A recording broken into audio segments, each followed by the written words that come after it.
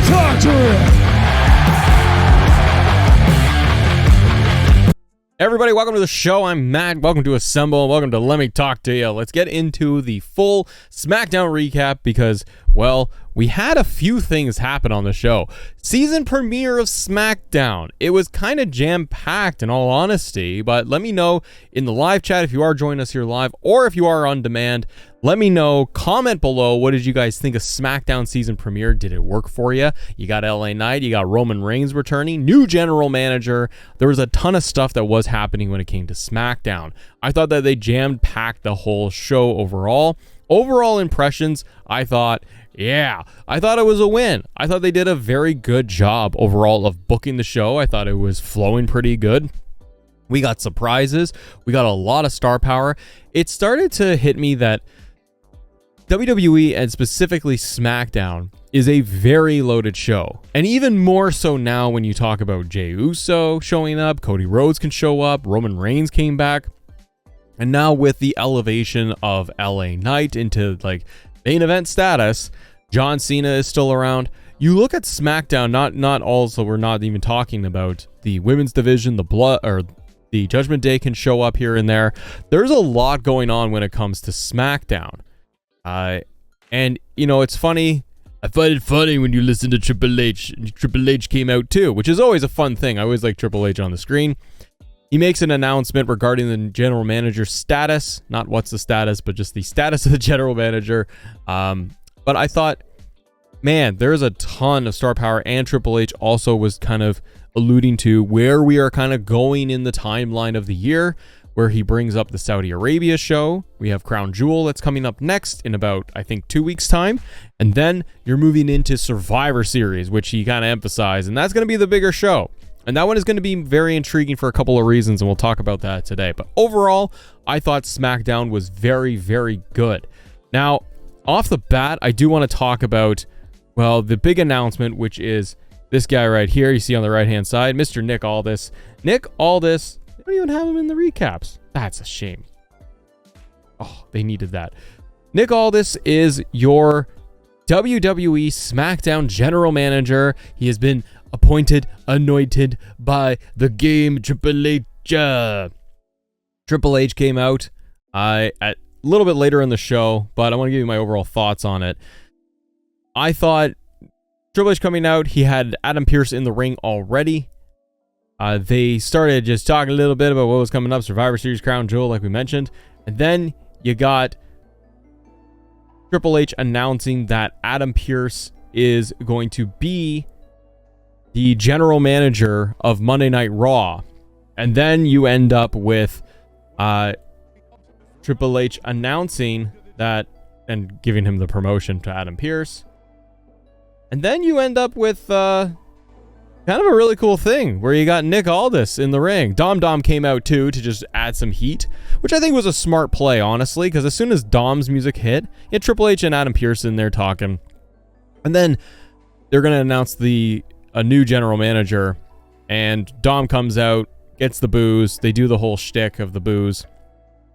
And I thought it was good, but they were... you're kind of waiting for what they're going to do. And I thought it was kind of a smart thing to do to have Dom come out there and do this. And the reason being is... Oh, hang on there. I'm trying to fix something here. The reason being is that you got Dom to give a little bit of heat as he's coming out. And I think that's a smart move because then it's going to lead to a bigger pop when you do make the reveal. And they did the reveal. And the reveal is that it is Nick Aldis, NWA World Champion.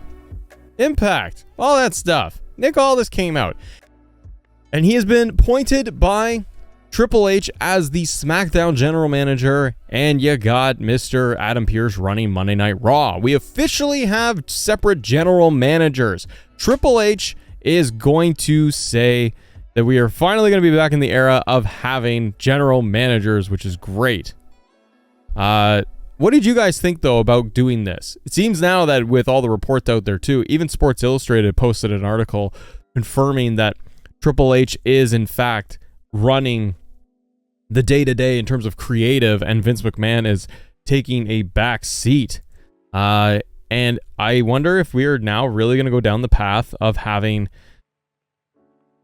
general managers, separate brands, and Triple H is really going to lean back into this, kind of like we had back in the day. And I like it. I like if he's going to be giving us a little bit brand versus brand. I think that this will lead to Survivor Series and play a larger role where you're going to have a fresh new general manager, Nick Aldis, having the friendly competition with Adam Pearce on Monday Night Raw. I think that's probably the way they want to go with all of this. We just kind of have to get through Crown Jewel, and then we can move on from there. But I thought it was great. I thought it was really great to see Nick Aldis on TV.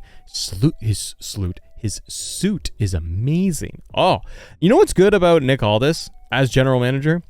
Because he is a pro wrestler. He does wrestling, bro. Because Nick Aldis is a former NWA World Heavyweight Champion, he knows what he's doing on the mic. He can talk. He knows how to wrestle. He knows the whole world. He's not a fish out of water. The other big thing is the fact Nick Aldis is a giant of a man. Bigger than Triple H. Like, Nick Aldis is huge.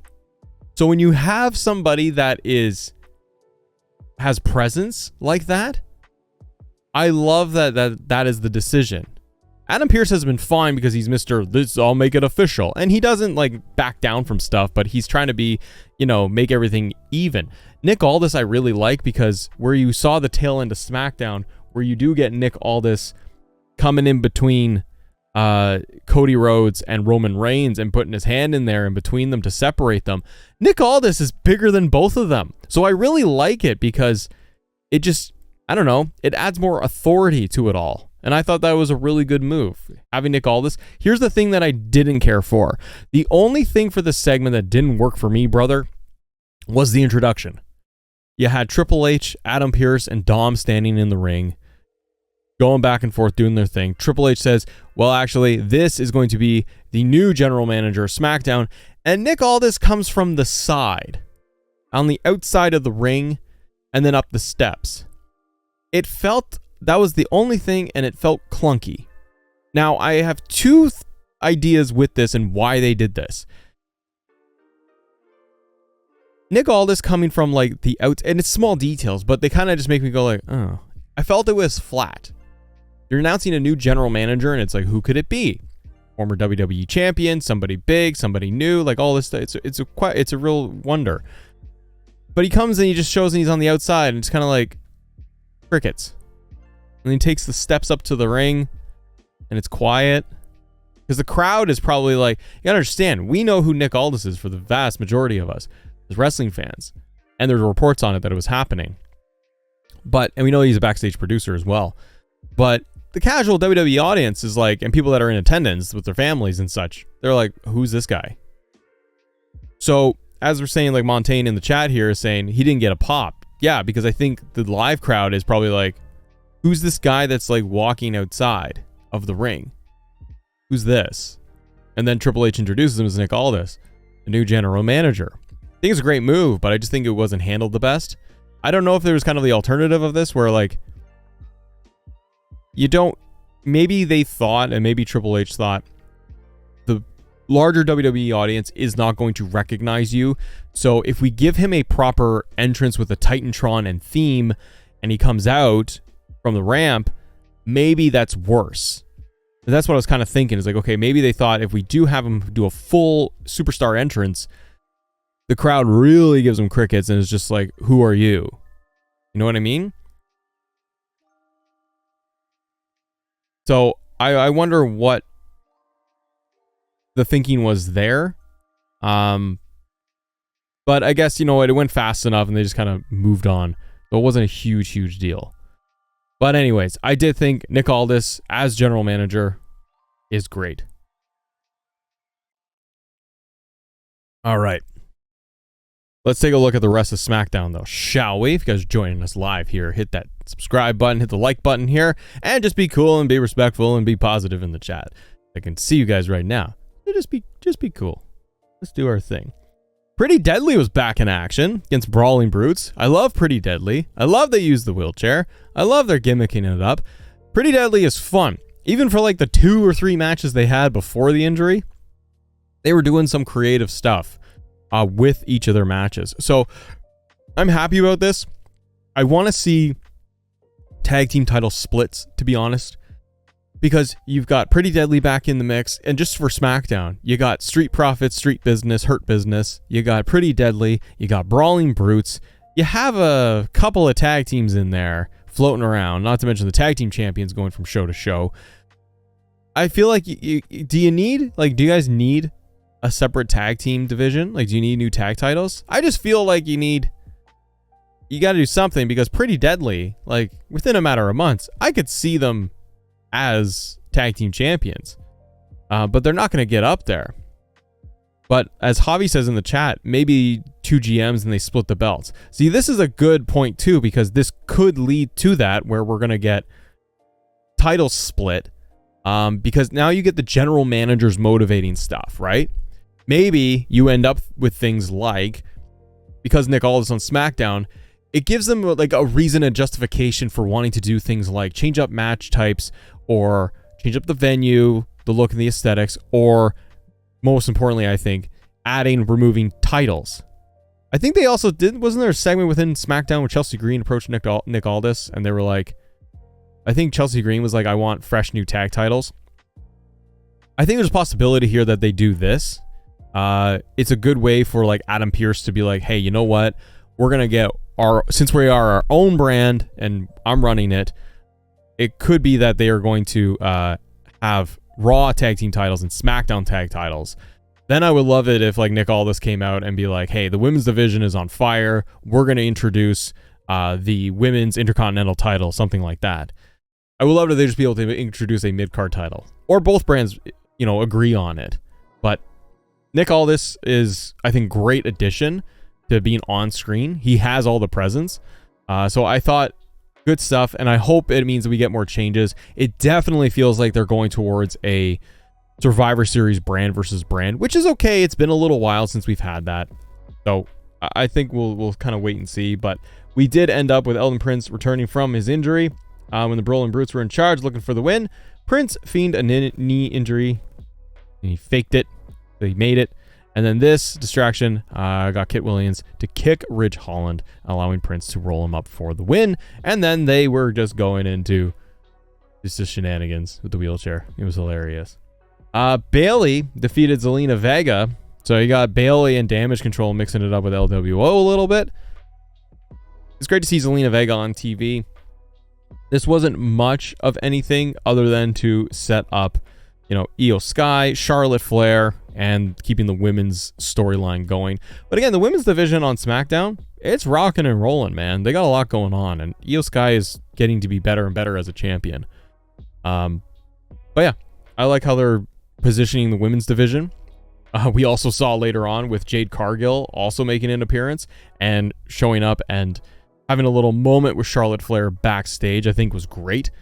Just to be able to drop all these teases along the way. And you know what? The last stop is going to be Raw, obviously, for Jade, because we've seen Jade now at Fastlane, NXT.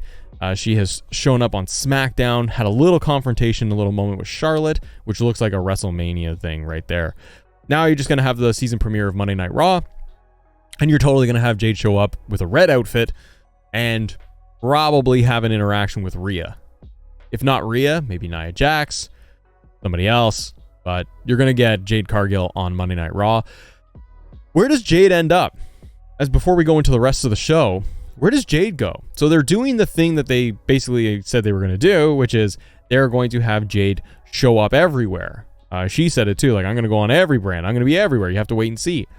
So the plan is to basically have her roll around to every single brand. Where do you guys think that Jade is going to end up? I think the rumors were that she was going to be Monday Night Raw. But is that the right move? Do you keep Jade as a free agent? Do you have the general managers fight over her, which would be a cool thing? If they're going to position Jade as this megastar, I think one more, and you have brand new, fixed general managers on both brands. I think one thing you could do that make it a lot of fun is you actually have Nick Aldis and Adam Pearce jockeying and trying to get a signed contract with Jade for her to be exclusive. So maybe Triple H is like on Raw, he's like, Jade Cargill is a free agent, and it's going to be up to the general managers to figure out how they're going to convince her to be on the brand. It's almost like what they did with Brock back in the Here Comes the Pain, the Ruthless Aggression era, where Stephanie McMahon and Eric Bischoff were fighting over who's going to get him, and then he ended up with Stephanie, I believe, on SmackDown. It's going to be kind of cool if they do something like that. That would keep fans also interested, because you're doing the thing with Jade where it's like, okay, show up, hey, little thing. Like, again, they're not overdoing it. And you know what they're doing that's good? Well, what they're not doing? They're not having Jade show up with the full entrance and in the ring, like what I feel Vince would do. I feel like Vince would take Jade and either just shoot her on Raw and then just start getting into matches, or I think that what they would do under Vince is parade her out, smiling, the Ronda Rousey thing, right? Coming out, not being a badass, just smiling and waving to the crowd and coming out and trying to cut a promo and getting cut off by a heel. The way they're doing this now is they're just teasing Jade bit by bit, tiny, tiny, tiny bits. We just see her, get her on TV on every show, and people are going to be like, again, we know who she is, but you're introducing her to a new audience. She's having an interaction with Charlotte Flair. You get her on Monday, interact with Rhea Ripley. Same thing, do a little backstage. Then I think having them fight over, the general managers fight over her, for her rights to be exclusive on the brand, I think that's the way to go. Question is, where is she going to show up? Is she going to be on Monday Night Raw or SmackDown? At this point, the way they are positioning Jade, she ain't going to NXT. I can see her being on Monday Night Raw, to be honest. And the reason why is because if you put Jade on Monday Night Raw, you can then have her float Raw and NXT. So if you introduce her on Raw and she gets wins over the likes of Nia Jax and Candice LeRae and a few other people, and have her get some credible wins and decent wins and build her up, she could go for Becky Lynch for the NXT title, challenge for it in an open challenge on Raw, because they're establishing the NXT title to float between brands, the women's one anyways. So you could have that. You could have her headline a NXT pay-per-view against Becky Lynch and destroy Becky Lynch, and then you still end up with Jade floating between Raw and NXT and blowing it up that way. But we'll have to wait and see. It'll be very interesting to see what they end up doing. Undisputed Tag Team Champions Cody Rhodes and Jey Uso, they defeat Austin Theory and Grayson Waller. What do you guys think of Austin Theory Grayson Waller team? Grayson Waller has been doing more in terms of like he gets the talk shows and doing that thing. Austin Theory has fallen off the map, hasn't he? I know WWE is still high on him. That's why they put him in segments with The Rock. And they get to do that. So they still like Theory. Theory's still great. But, man, he has significantly shot down on the card and in the pecking order. Mike Fiesel says in chat, it's draft time. I think it is. Do you have like a supplemental draft or like Survivor Series time? Do Survivor Series and then the week after Survivor Series, do a draft. Shake it up. Put some new titles in. Theory is there. Beach Bite says Waller makes care about Theory. Waller makes you care about Theory. That makes sense. I think that's kind of the idea too, is like Theory can hold his own on the mic, but he doesn't. He's lacking that character. And at least with Grayson Waller, he has that arrogant heel character down pat, where he's very much like The Miz. I still think, I've said this before, I still think the move to make is you get Miz, Theory, and Grayson Waller as a trios faction. And you just call it the Miz effect or some garbage. Theory effect. And you have Miz basically lead it. And you have three very obnoxious, full of themselves arrogant heels running around as a faction. And they can run the mid-card division and then get destroyed by somebody. But yeah, we did end up with a little bit of a tag team match. They're going to have another one on Monday Night Raw, actually. This was one of the things Dominic was complaining about, was that the Judgment Day is going to get their tag team title match coming up, but they got to go through SmackDown first. Jey Uso, by the way, is over. Over. So over. Not in a bad way. I mean, like, not people are over him. He's over with the crowd. Oh, man. The Undisputed Tag Team Champions retain Cody and Jay as the unlikely duo once again retain their titles at this time against Theory and Grayson Waller. Rhodes and Uso continued to show off their skills as a team as the Co-D. That's what they're calling it officially. It's the Co-D, followed by a Crossroads to put away Theory. After the match, Roman Reigns showed up, bro. And Roman Reigns is your champion. He is the man. He's at the top, bro. He comes out, and what does he do, bro? This is the thing with WWE, bro. Roman comes out, has a stare down with Cody Rhodes. It's wrestling. Sorry, that's my Vince Russo. After that, Roman, they emerged, and then they had an epic standoff with the tag team champions. This was cool. Stare down was amazing. Marquise Frazier in the chat, 100%. The MGM stare down, bro. Stare downs are epic for wrestling. Roman Reigns doing the stare down with Cody Rhodes. I loved it. It was intense.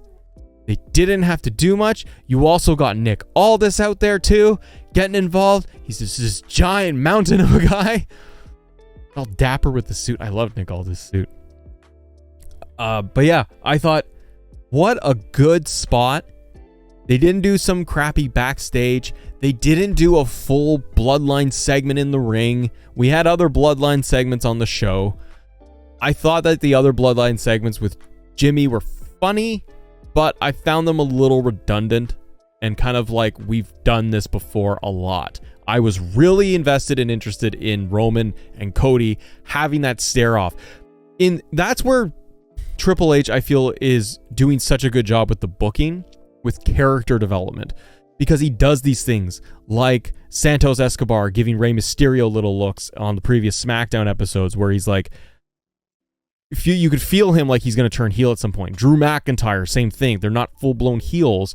They're developing their motivations. And I feel like they did this with Cody and Roman, where you could just look at both of them staring at each other, especially Cody, and you can feel that, like, he still wants the belt. The look I got from Cody, he's given to Roman Reigns, it looked like he's just standing there like, damn it, I still want that. Like, I still need to beat you.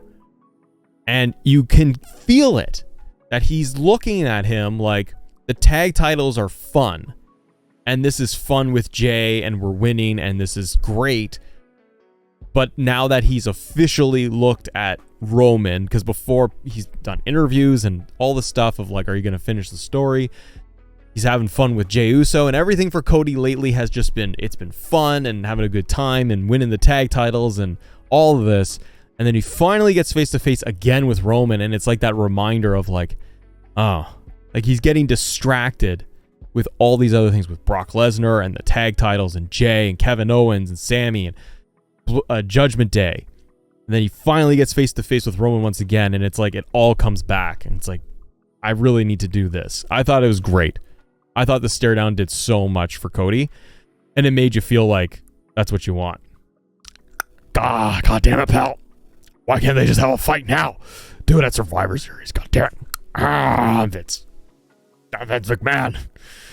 I'm not allowed to be in creative meetings anymore. God damn it. I gotta get my cane. Come out. Triple H. Paul, you're not running back down. I am. God damn it. Listen up, pal. I've run creative. I'm gonna rip it all up. We'll do it. Who's this Nicholas Aldice? I don't know this man, but god damn it, he's impressive. Look how big he is. Oh, he's jacked. He's so jacked. Oh, yeah. That's Vince all day. If Vince saw Nick Aldis, he'd be like, why the hell isn't he wrestling for me? Well, he's a producer. He doesn't want to wrestle anymore. God damn it. Look at his body. Before I get into like the main event, we do got to talk about a few things that WWE is putting on the side here. But the stare down was great. You had Jade and Charlotte. The other big announcement in the Nick Aldis, god damn it, pal, I got Nick. Oh, freaking Aldis. Make him wrestle. WrestleMania. Nick Aldis versus Kevin Owens. No, we finally got reveal of who the trade was. And the trade Nick Aldis has decided, it is decided, that it's going to be Kevin Owens. In the chat too, guys, shout out to Javi for super chat. Thank you. No draft too close to Mania. Do it after. Yeah, I prefer, Javi, I ultimately prefer doing a draft right after WrestleMania. But I feel like with the new GMs, let's shake some stuff up for some of the talent. But you're probably right. They'll save it. Too much going on. Because then you go in Survivor Series, you're rolling right into Royal Rumble season. It's going to be big. Big MGM as well as super chat says, the stare down reminded me of Shawn Michaels accepting the Slammy at Mania 26 build. He was all fun and games, but the moment triggered something. That's an excellent example of how HBK looked at that and was like, huh. And that's how Cody seemed too. Kevin Owens is the third man, brother. No, Kevin Owens is the one who has been traded. What did you think of this? Marquise Frazier says, I'm so confused by the KO trade. I'm a little confused. God damn it, why do we trade? Now I sound like Dr. Claw. Get it. Next time, get it. God damn it, pal. Why do we get Kevin Owens again? He headbutted me. Piece of shit. Why Kevin Owens? I mean, we can kind of take some guesses here. Kadar in the chat as well says, it's interesting, but a little confusing. I agree. It's interesting. It's an interesting choice. I almost would have thought, I mean, they couldn't have done Cody at this point with the tag titles, I guess. VJC says Marquise KO and Sammy did all they could with the Sammy and the KO tag team. VJC, I think you're probably right. I think it's a combination of things of, you know what? Kevin Owens by himself. Kevin Owens is an incredible heel and Triple H guy. And you need some singles guys running at the top. Because right now, who do you have on SmackDown? If Roman is out of there for a second, we got a lot to unpack actually when it comes to Kevin Owens. I'm sorry, I have to pivot for 1 second here and talk about 2K24. Nick Aldis needs to be a general manager option in 2K24. 2K devs, you're not listening, but you should. Go get that man scanned right now. Put him in as a general manager option. And then guys like What's the Status are going to unlock him in the game. And then we'll get Nick Aldis for real in 2K24. Make it happen. Anyways, Kevin Owens going to SmackDown is interesting for a number of reasons. Kevin Owens as a heel is great. I do want to look up. I'm on WWE's website.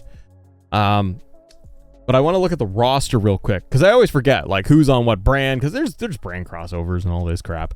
But I want to look at what stars we actually have on SmackDown that are kind of at the top and where they're at. So, and then we're going to dissect a little bit more when it comes to Kevin Owens. Off the bat, I think it's great Kevin Owens is on SmackDown to break up with Sami Zayn, as VJC said in the chat, because you did everything you could with the tag team situation. Now, you're still leaving a lot of intrigue with Kevin Owens, Sami Zayn, because he's traded. So he might show up on the premiere of SmackDown or of Raw next week and have like a goodbye with Sami Zayn. And also, you could motivate it, be like, Sami could ask Kevin Owens, like, did you ask for this? Like, did you want to be gone? I thought we were a team. It leaves a lot of intrigue. It also leaves a lot of questions when it comes to Survivor Series and if they're going to do the War Games match. I have a lot of questions. But with Kevin Owens on SmackDown now, let's assume he's a heel for a second. Who's kind of at the tippy top beside Roman? Because Roman's not there. You got AJ that you kind of like roll up to the top. Bobby Lashley is kind of your other top guy. Who else you got? Now you got Kevin Owens. LA Knight is your face. Top face. It's pretty slim. Sheamus, maybe, but he's off right now. You really don't have, for SmackDown specific on the roster, sure, you got Cena, but part-time. Like, it's a small shot of Cena. Kind of putting him in his own bucket. You really don't have a lot on SmackDown. Raw is a bigger show, longer show. So, do you have Kevin Owens come in as a face right away? Probably, because it would be too much of a quick shift if he goes to be a heel. But I think that Kevin Owens can do the slow transition like a Drew McIntyre, where Kevin Owens is like, I'm a prize fighter. I'm here to fight. I want the championship. I don't want to see Kevin Owens versus Roman Reigns again. We might get that, but he's already done that. So, what else could you do? US Championship. Maybe he can roll in there. He could also just have some good feuds, TV feuds. If he's a face, you could have him going up against Bobby Lashley. You could have him in some exhibitions with LWO with Carlito, which would be kind of fun. Karrion Kross, if Kevin Owens is a face. There are some matchups in there, but not a lot. And then you get Kevin Owens back in with the bloodline stuff. Kevin Owens said too, he's done with it. Like, he doesn't want to do it anymore with the bloodline. So do you turn him heel eventually by like Survivor Series? If you do, you kind of get him against AJ Styles, Carlito again. It's still kind of slim pickings. So what are you doing with Kevin Owens by bringing him over to SmackDown? I don't think it's a bad move, but I question what is really going to be happening with Kevin Owens. Is he going to take on Rey Mysterio, get the US title? Bay Villas is Kevin versus Punk at WrestleMania. Could be. I think the split is good. I think it's a good reason to split them, because if we did just get Kevin Owens, Sami Zayn tag team together on Raw again without this, I think it's kind of boring. Like, I've already been feeling like, okay, you're spinning your wheels here. Like, how many times are we going to get Judgment Day versus Kevin Owens, Sami Zayn? It's over. Sick of it. But now can you get a little cross-brand stuff? Can you get Kevin Owens, Sami Zayn at Survivor Series in a match together? I don't know, but like, you got to do something with them. You split them off again. So I wonder what you're going to do here. Kevin Owens and Bobby would be cool. Kevin Owens, Bobby Lashley would be very cool. Does Kevin Owens get a faction? I don't know. I think you get a little bit of Kevin Owens on his own. Again, Triple H really likes Kevin Owens. And I think you do need a little bit more of an anchor on the top. You got LA Knight, yeah, but LA Knight is now wrapped in Bloodline. They've made that transition. They're into it now. John Cena, LA Knight are pushing into the Bloodline storyline. That's the main one for Roman. And then you got Cody there. Maybe you're going to get Kevin Owens versus LA Knight. Maybe that's something like WrestleMania. A lot of options. It's at least interesting, but it was a little, I guess it was a little on the confusing side. I just don't know who would have been the alternate option. Because Cody had built this up. Like, we made the trade, Jay, for somebody. I think a lot of it is going to come ahead with Survivor Series. Because I think they will week to week tell this story of, and let's be fair, the draft doesn't always matter, guys. Because Kevin Owens will just show up backstage talking to Sami Zayn on Raw. And it'll be like, what are you doing? So they will build this up, I think, with a lot of just extra storytelling. Like, you got traded. Did you decide on the trade? Did you volunteer? Maybe that's the big thing. Maybe Kevin Owens is the one who was like, yeah, I talked to Triple H and I wanted to get out of there. I wanted to get out of Raw and I was trying to get away from Cody Rhodes. And I did everything with Sami and I didn't want to be around Jey Uso. There's a lot of intrigue there with Kevin Owens and what motivates him. But the draft doesn't seem to matter too much. Avi says KO and AOP versus Street Business. Oh, AOP with Kevin Owens? That'd be so good. Kevin Owens is the mouthpiece. He's just got giant enforcers in AOP. Powerbombing everybody. Oh, I like that. Owens Theory Waller faction? Maybe. Bobby Lashley, Street Profits, Blindside Carlito. And the other big thing we got on SmackDown, guys, was going to be LA Knight, going up against Solo Sikoa in their main event match, which led to the whole breakdown and everything with Tribal Chief. The Megastar had the first run-in through the Enforcer. Before that, though, we did get the promo. You got John Cena in the ring. I'll back up a little bit, but we got John Cena in the ring, and he was going off against Roman Reigns. Roman Reigns made his big SmackDown return, shows up, does his thing, and then they cue the music, and LA Knight comes out for the first time ever, having the confrontation with Roman Reigns, meeting each other for the very first time. Crowd pops huge.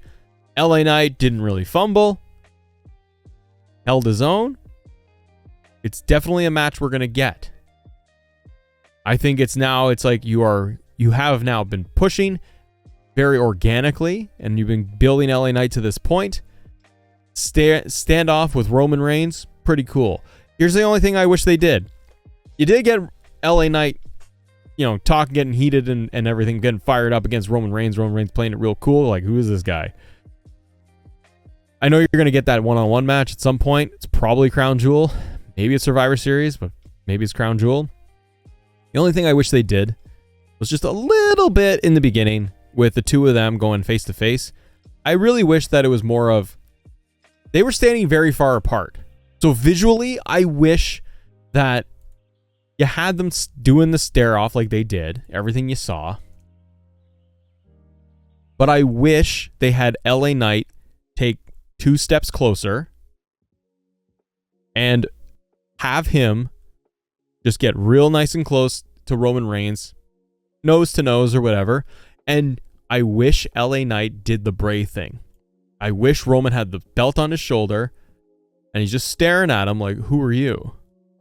And LA Knight just gets in his face and looks at the belt, and I wanted him to just touch it. And then back away and do his whole promo as he did. The glasses shot was awesome. Glasses shot was great. Big JC mouth to mouth. But I wish he did get a little bit closer and just did the Bray thing where he just, when Bray touched Triple H's belt and the crowd went insane. That's all I needed. I just needed that. And I would have been so much more into it. John Cena is hilarious, by the way, because he is so just the cheerleader with all of this LA Knight stuff. He literally was in the background just bouncing, jumping up and down, hyping the crowd up, trying to get the crowd over with LA Knight even more. Working.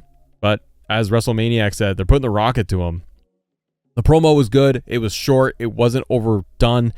They didn't have it where Roman buried LA Knight. They let him talk. They had his moment.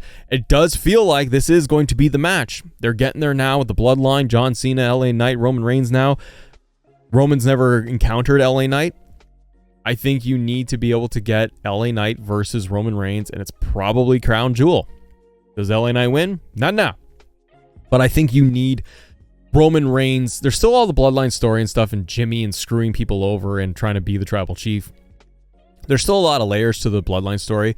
I kind of feel like the bloodline story is getting to the end. Like the week-to-week stuff. Roman coming back and doing backstage segments with Solo and Jimmy. They're entertaining, but personally, I'm kind of like, we've been doing this for years now with bloodline. I kind of feel like Roman's it's running its course with me. I'm not bored. But the real intrigue, when Sammy was in there with Jay and back and forth and Roman, and there was a lot more. Now you're down to like Jimmy being like, I want to be tribal chief. That's okay.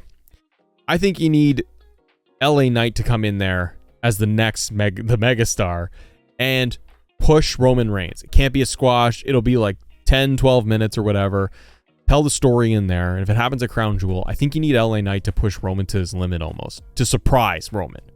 That's what you need, because I think I think Roman Reigns in this story will take LA Knight too lightly, because he'll be like, I don't know who this fool is. Who is this man coming in, tribal chief? I feel like it needs to end. And I think it's all part of the journey and the story of how do we get LA Knight higher and higher and higher. He will not dethrone Roman Reigns. That's either Cody or it's The Rock. Probably Cody, based off the stare down. So maybe it all comes after WrestleMania and there's a draft. Like what I can honestly see, guys, with LA Knight is this is one of his key moments. Going head to head with Roman Reigns for the first time ever. That's a huge thing for LA Knight. In the short WWE run that he has had, look how far he has come in a year, from Maximum Male Models to a face-to-face with Roman Reigns, Paul Heyman in the ring, and John Cena behind him. The guy is up at the top. So we'll see. Oh, Wayne Richards? I am talking to the chat, but we're also doing our show live here and for on demand, so we're trying to do a little bit of everything. It's going to be wild, guys. Fiendish says, Jimmy Uso on my couch. Randy, Rayshawn Hargis. There is the reports for Randy Orton. And speaking of Randy Orton, here you go. Targeted date for Randy Orton WWE return revealed. You did get for SmackDown, guys, we got the Solo and we got LA Knight match. And it all breaks down with the bloodline. It was a good match. But since you brought up Mr. Randy Orton, Previous reporter Randy Orton was recently sent to the Performance Center. WWE has a strict rule for the talents that have to work out in some capacity when they're on their way to make a return. Fightful Select provided an update noting that Orton and WWE are targeting for him to return by Survivor Series Chicago. This will mark 18 months since Orton's last appearance with the company. As he's been covered plenty, Orton has said that he wants to return in the ring, even though he's been advised against doing so. Does Randy Orton, if we're not getting Punk, if all the reports are true and everything, if we're not getting CM Punk in Chicago at Survivor Series, you get Randy Orton? If they do a War Games match, do you get Randy Orton as part of the Raw roster? SmackDown? As a surprise guy coming in to help out one of the brands?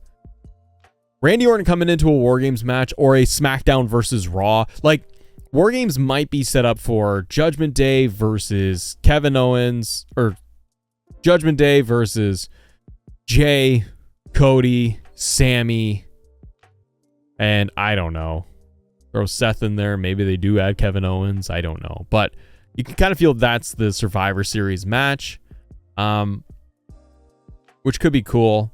And then you'd have like almost a traditional SmackDown versus Raw. Be a lot of fun.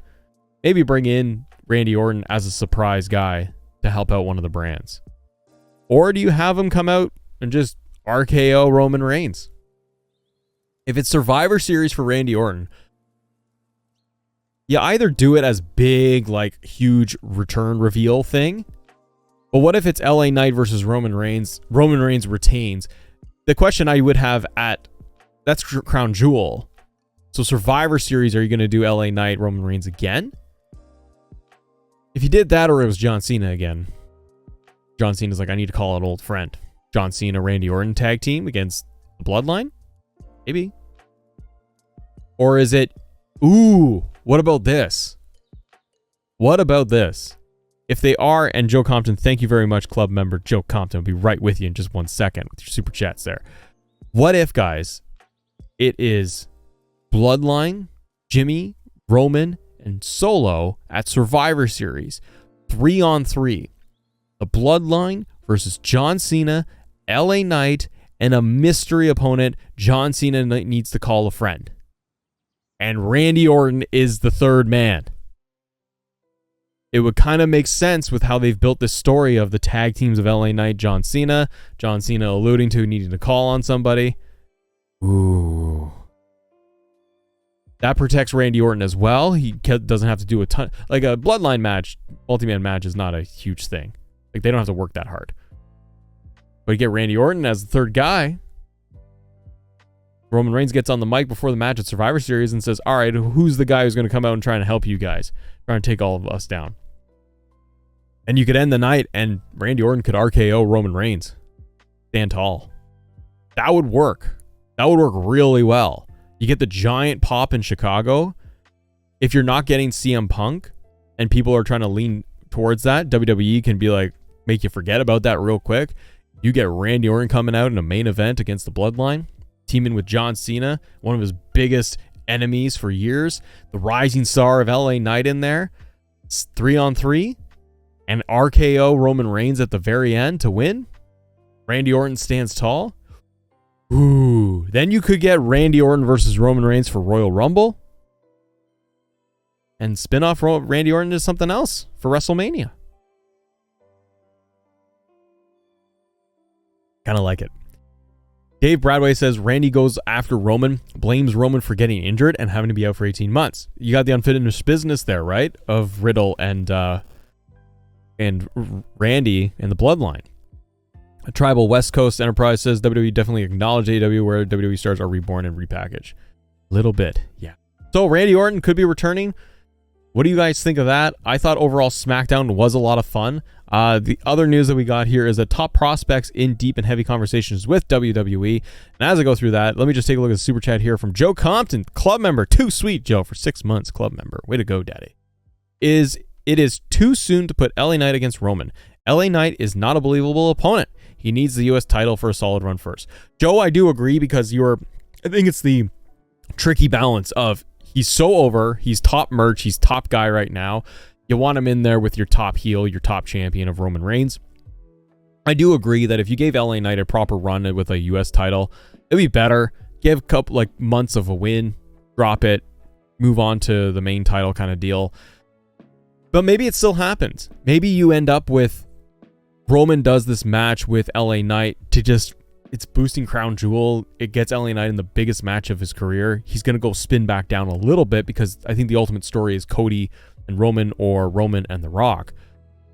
But then what do you do with LA Knight? You don't want to lose any of that momentum. You could easily then turn around and be like, LA Knight is still the hottest thing. He loses to Roman Reigns, but maybe it was very, very close. You can mix it up still with the bloodline. You could go after the US title at that point, and then you have LA Knight on a US title run through WrestleMania. Do a draft them to Raw, and let him go after the World Heavyweight Championship. Something like that. There's options. There's things you could do. Top prospects in big old heavy talks.